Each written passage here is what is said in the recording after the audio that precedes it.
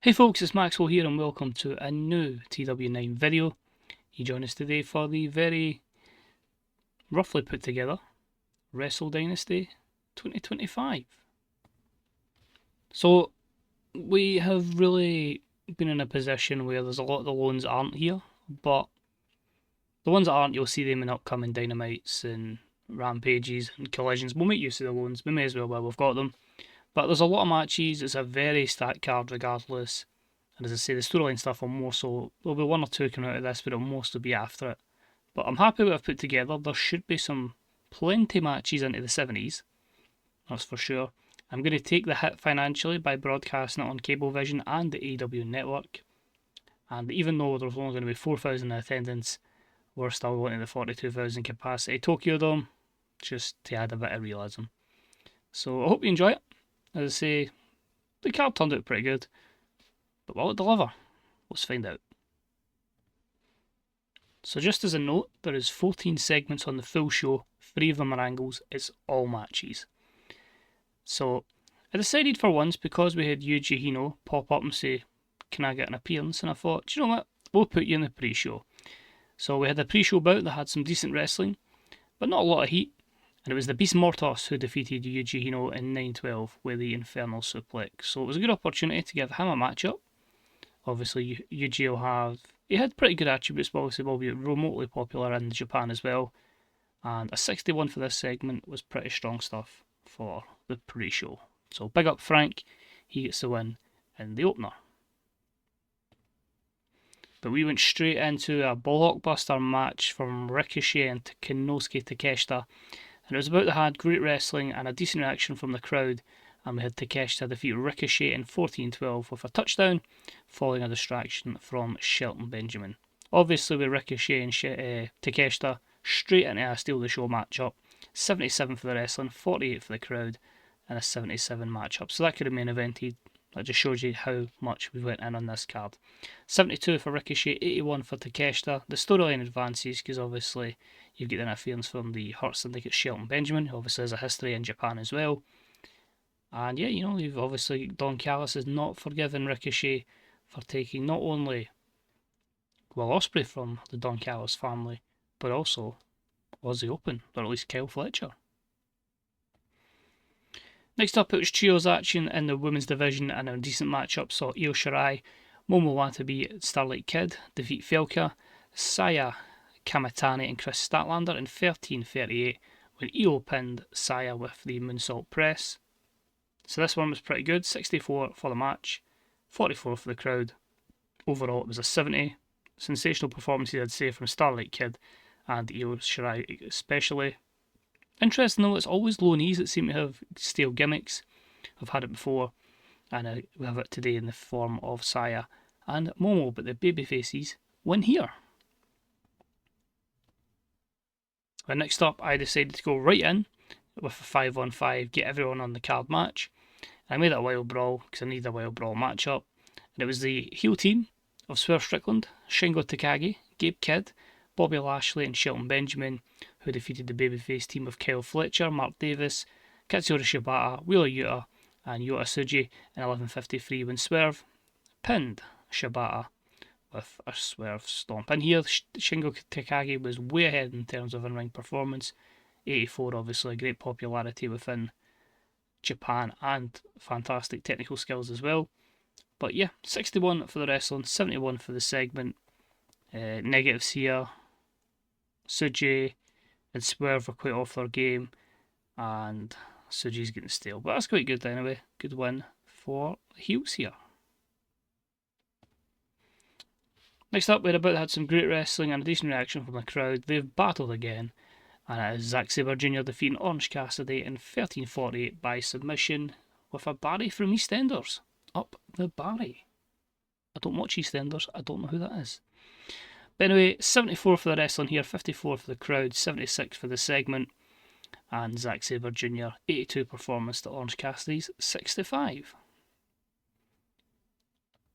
And I said I wanted to get some storylines up and running, and after the matchup, the man who Swerve has been identifying has been confirmed as Orange Cassidy, and Orange is selling basically his injuries. He's attacked by Swerve Strickland. 45, My House, My Rules storyline has started with the segment. We then have an over-the-top entrance for Mercedes Mone as she is about to defend the New Japan Strong Women's Championship. That was a 50. And her matchup, it was okay. She was actually the weak link in it. It was a good matchup that saw Mercedes defeat Tam Nakano in 1806 by submission with a bank statement, and she makes the third defence of the New Japan Strong Women's title. Unfortunately, in terms of technical skills, she's still way behind any of the Japanese women, which is fair enough, but hopefully we can work with her and develop her. But 65 wrestling, 57 for the crowd, and a 69 for the segment as she retains that over Tam. I then had I don't know, this technical masterclass. That's annoying. I'm sure it did. Yeah, it did. Oh well, it flopped. I think this one, though, is more so because as much as both of them do have good technical skills, they don't have the overness in Japan, especially Hechicero. But this one was basically confirming Garcia's back, and about that had decent wrestling, but didn't have much heat. Daniel Garcia defeats Hechicero in 1849 by pinfall. A 54 for Garcia to Hechicero's 71, and we see a 67 overall. Just one for the Sickos, that one. A bit of the graps. So obviously he has his intention clear that he wants to get, I will say he wants to get Pac, but that'll take a bit of time before we get to it. I wasn't going to have MD who speaks English cut promos here because of the language barrier. Next up, it was TBS title time, and it was about that had good wrestling and a decent reaction from the crowd, and we had Athena defeat Azumi in 10:40 with the O-Face, and it gives her third defence of the TBS title. Both performances great, 69-67, and we see a segment total of 71. So good stuff there. We've got one more women's match to go. Two actually, I think. But next up was the matchup between the Blackpool Combat Club and Eddie Kingston and Darby Allin.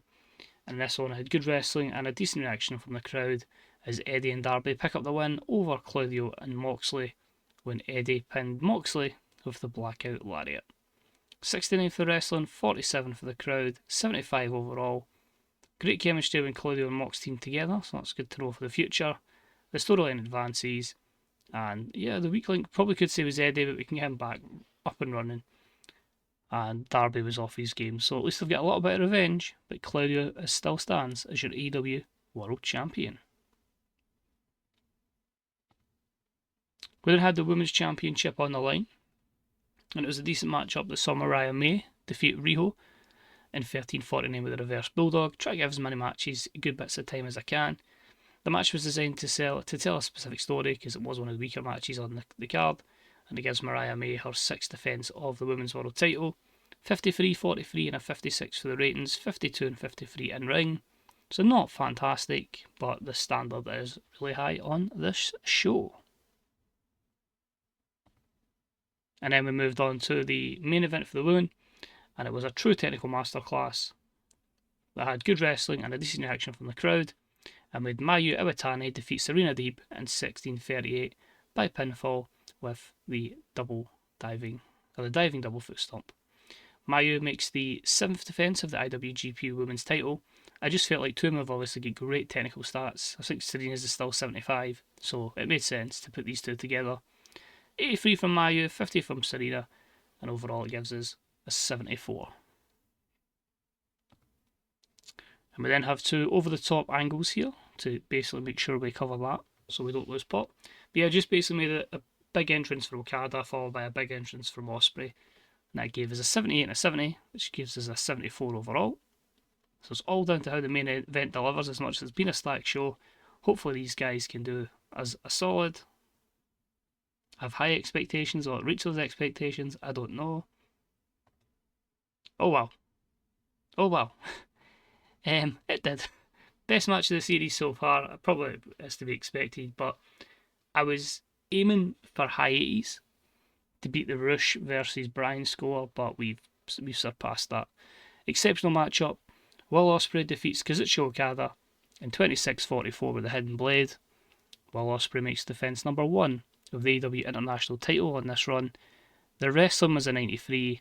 The crowd was a 72, and the segment as a whole gave us a highest ever so far in the series of a 90. I don't think I'll even top that the rest of this year. So Ospreay win 93, sorry 92, Okada 93. We lost a few points through selling, so that would have made it down for 92, 93. But they have great chemistry, so you have to take that in mind. That probably cancels out the negatives for that. So I'd say that's probably where they would be at without any positives or any negatives. So overall, it's by far our best show in 87. We increased our popularity in 47 regions, so that all worked to a plan with the network. So hopefully we should see a good bit of monetary gain longer term than short term. But I think there was an emphasis of really a lot of us getting put together, a lot of one-off matches. There's not really much in terms of storyline implications. Obviously, there's a few things in terms of the stuff with Shelton, with Ricochet, and of course Swerve attacking Orange Cassidy, a little bit between Mox, Eddie, Darby, Claudio. But apart from that, it was just a case of taking the best from Japan, some from CMLL, some from Stardom, and some that we've got, and really put on a Wrestle Dynasty. So I'm more happy with it, but it's back to the storyline next stuff, next show as we head towards Grand Slam. So obviously, Will, Kazuchika,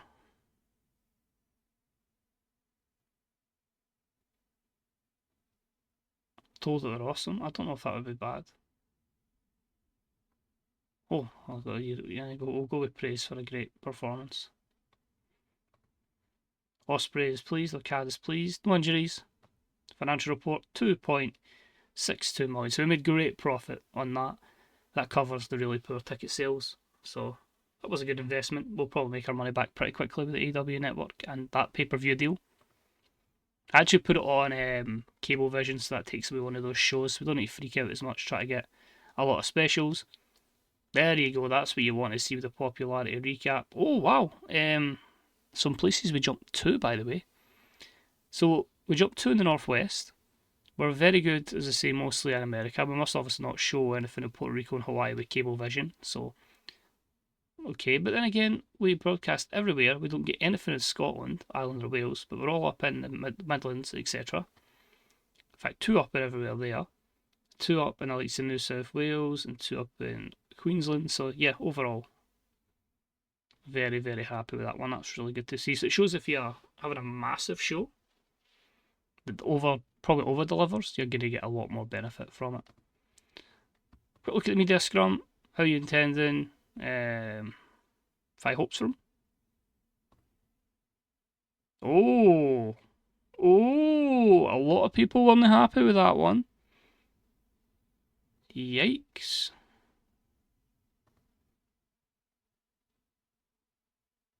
Darby Allin had the night off. How are we going to just say it was a one-off?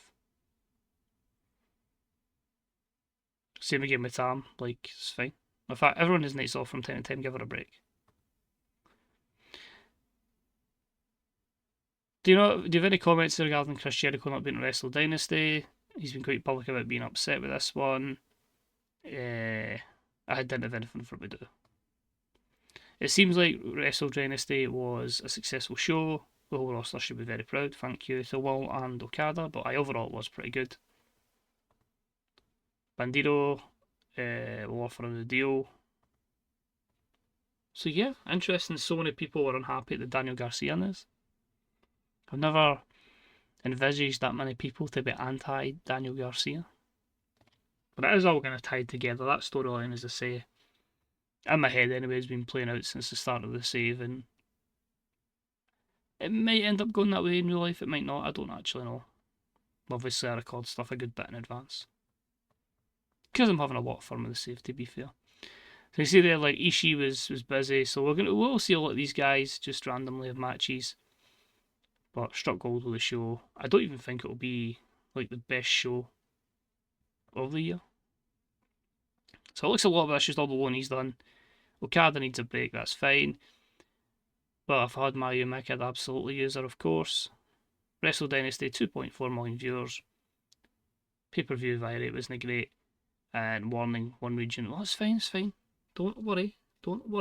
we don't have a pay-per-view for another 5 weeks. We just had to get that one over and done with. I have a lot of people with morale issues, isn't there? I think I saw something like this on one of the I think it was actually on Reddit. A lot of people having like stuff with morale issues, so it might be a case of, does everybody want $1,000? Problem is the roster's that goddamn big. I don't know if I don't right now. Oh, we had Mystico as well, but obviously couldn't utilise them. But if we go to top 100s, Wrestle Dynasty 8 clear, and it's one of the 2 matches I've had in a light blue. But again, in a very Bryan Danielson way, the Ospreay's there. In fact, I actually want to check something else as well.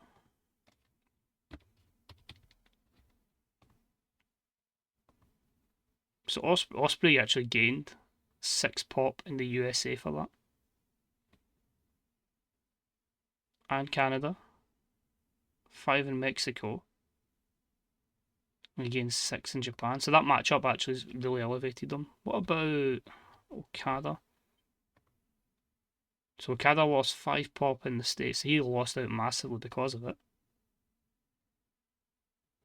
Yep, and even 4 in Japan. So he's probably made Ospreay a little bit there. So that was interesting to see.